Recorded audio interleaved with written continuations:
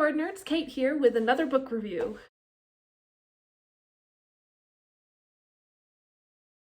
So I try not to cover the same author in back-to-back reviews to spread the love around a little more, but I'm going to this time.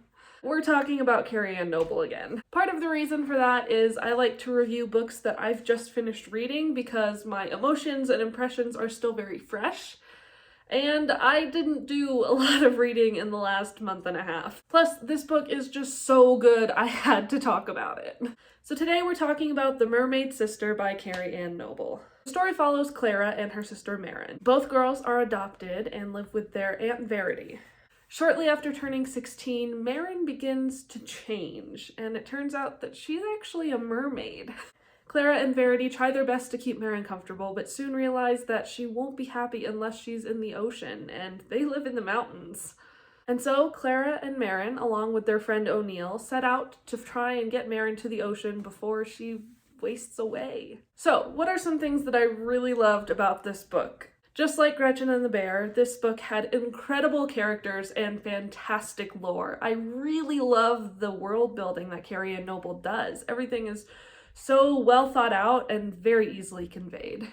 Like Gretchen and the Bear, this is set in our world, but with magic, only this time instead of the future, it's set in the past.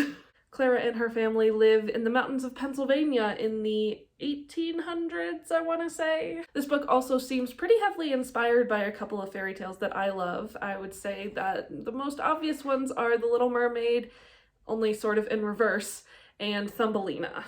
Clara and her aunt soon find out that the longer that Marin as a mermaid is away from the ocean, she actually starts to shrink. By the time they finally make it, she's reached the size of a very small doll. There's a really neat emphasis on wishing in this book, but not in the way you might think. The very first line of the book is this: "Wishing gets you nothing." It's kind of a proverb that Clara lives her life by. Wishing is pointless because it won't make anything happen. I think by the end of the story she's learned, though, that wishing is only useless if you don't put action behind it. And so it keeps coming back to this proverb, and lots of different sections and chapters end with Clara saying, "I wish." My only wish in the terms of this story is that I kind of wish we had gotten to know Clara's sister Marin a little bit better. By the time we meet her, she's already turning into a mermaid and seems to be adopting some of the less desirable mermaid traits. So we really only learn about Marin's true personality through things that Clara says. And I kind of wish we had been able to see some real interactions or memories of Marin as she once was instead of just kind of hearing about it. I also felt like the ending was a little bit rushed, but that might have been because I was rushed, not the book. I didn't want to put the book down, up reading past midnight, had to go to work the next day, so I was trying to finish really fast so I could go to sleep. And if that's not a good endorsement for a book, I don't know what is. So in my opinion, The Mermaid Sister is an absolute must-read if you like historical fantasy or fairy tales of any kind. If you're interested in more of my words, you can check me out online at kategjameson.com, or you can find me on social media. I'm on Facebook, Twitter, Pinterest, and Instagram at kategjameson.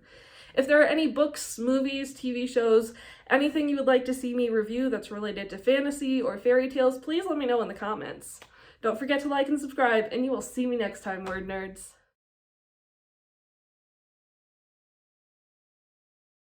Forgot what the book was called for a second.